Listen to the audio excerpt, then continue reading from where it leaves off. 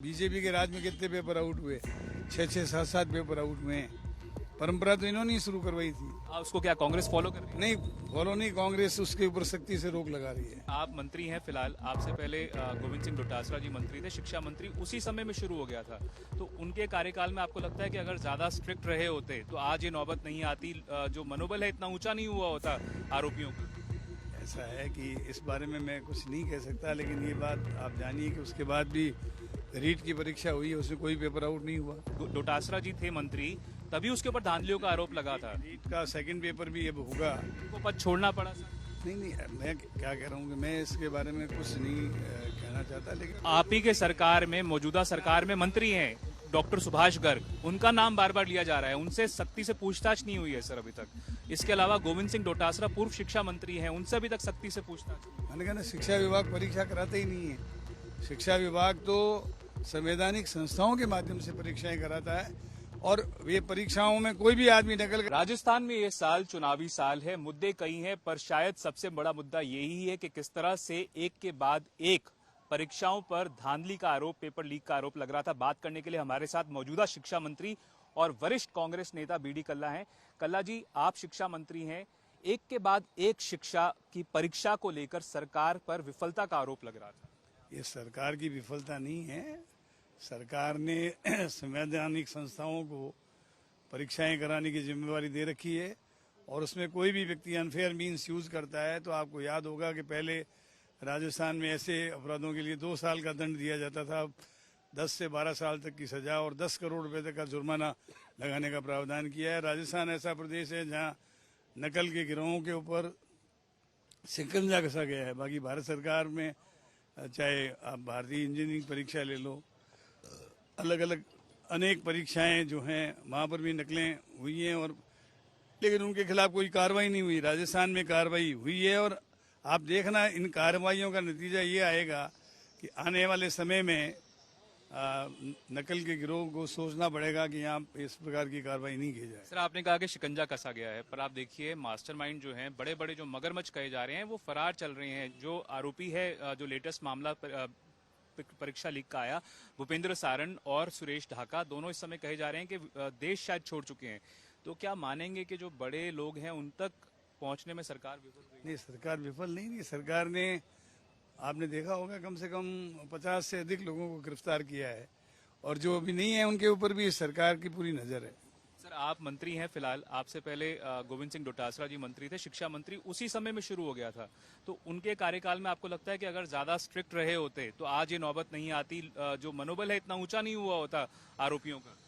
ऐसा है कि इस बारे में मैं कुछ नहीं कह सकता, लेकिन ये बात आप जानिए कि उसके बाद भी रीट की परीक्षा हुई है, उसमें कोई पेपर आउट नहीं हुआ। नहीं, जब रीट की परीक्षा जब डोटासरा जी थे मंत्री, तभी उसके ऊपर धांधलियों का आरोप लगा था। रीट का सेकंड पेपर भी अब होगा। उनको पद छोड़ना पड़ा सर?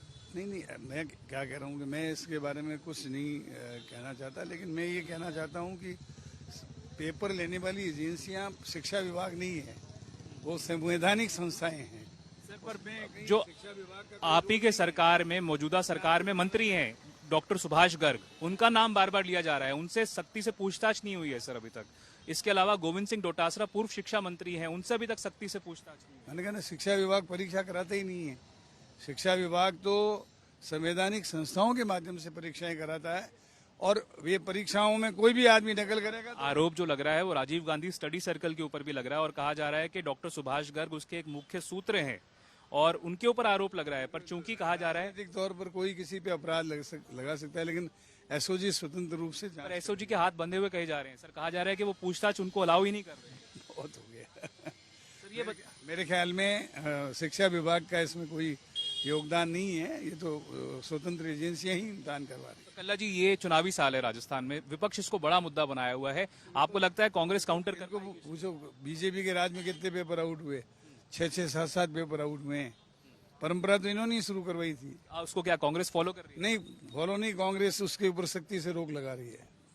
सर, आपके हिसाब से ये कांग्रेस, अशोक गहलोत जी के आप वरिष्ठ मंत्री माने जाते हैं, और अभी आपकी आज भी लंबी चौड़ी बातचीत हुई है, क्या उस पर भी आप पेपर लीक के मामले में बातचीत, मैं देख रहा था अंदर बातचीत चल रही थी? नहीं, वो तो जम्बूरी के बारे में जानकारी ले रहे थे कि जम्बूरी जो है उसमें कोई दिक्कत तो नहीं हुई, कैसी सफल रही, कोई वो उनके बारे में मुख्यमंत्री जी का क्या कहना है सर, पेपर लीक के जो मामले इतने सामने आए हैं? बात नहीं हुई। चलिए एक आखिरी सवाल सर, बीजेपी में ये कह रहे हैं बार बार के इस मुद्दे को लेकर जो लाखों छात्र हैं उनके भविष्य जुड़े हुए हैं, उनके इस भविष्य के साथ खिलवाड़। छात्रों का भविष्य सुनिश्चित करने के लिए 29 तारीख को पेपर रख दिया गया है, उनका कोई नुकसान नहीं होने देंगे। कोई नुकसान नहीं होगा आप मान रहे हैं? नहीं होगा। पर जो सालों से इंतजार कर रहे हैं, मैं कह रहा हूँ 29 तारीख से इम्तिहान जब हो जाएगा तो कोई दिक्कत ही नहीं है, किसी का नुकसान नहीं होगा। अगर उसमें भी सर पेपर लीक का आरोप लग, नहीं होगा, नहीं होगा। ये कह रहे हैं कि 29 तारीख का पेपर रख दिया है, उसमें कोई पेपर लीक नहीं होगा। अगर सरकार इतनी आश्वस्त है तो पहले के जो पेपर हैं वो उसके ऊपर जो लीक का आरोप लगा उसके बारे में सरकार का क्या कहना है? ये बड़े मुद्दे हैं, गंभीर मुद्दे हैं, ज्वलंत मुद्दा है कि क्यों एक के बाद एक लाखों जो अभ्यर्थी हैं, लाखों छात्र और छात्राएं हैं, उनके भविष्य से जुड़ी हुई जो परीक्षाएं हैं, भले ही वो कांस्टेबल परीक्षा हो, जेईएन परीक्षा हो, आरपीएससी की परीक्षा हो, जो हाल ही का मामला आया, एक के बाद एक जो मामले सामने आ रहे हैं, ये बड़ा प्रश्न चिन्ह लगाता है सरकार की भूमिका के ऊपर, उसके मंत्रियों की भूमिका के ऊपर। एक के बाद एक शिक्षा मंत्री जो है वो जो है एक के बाद एक अपनी भूमिका को से नकारते हुए ये कहते हुए कि परीक्षाएं हम नहीं करवाते, पर अगर प्रणाली में कहीं ना कहीं दिक्कत है तो जवाबदेही तो मंत्री की होती है, क्योंकि विभाग का जो अध्यक्ष है वो मंत्री है और जैसे कि अंग्रेजी में कहते हैं the buck stops at you. इस केस में मंत्री की जवाबदेही बनती है। तो क्या अशोक गहलोत ने मान लिया है कि चीजें ऐसी ही चलती रहेंगी? बड़ा सवाल है और कहीं ना कहीं ये सवाल जो है इसको लेकर विपक्ष राजस्थान में कांग्रेस को चारों तरफ से घेर सकता है। कैमरा पर्सन निखिल के साथ देवंकुर वधावन, जयपुर आज तक।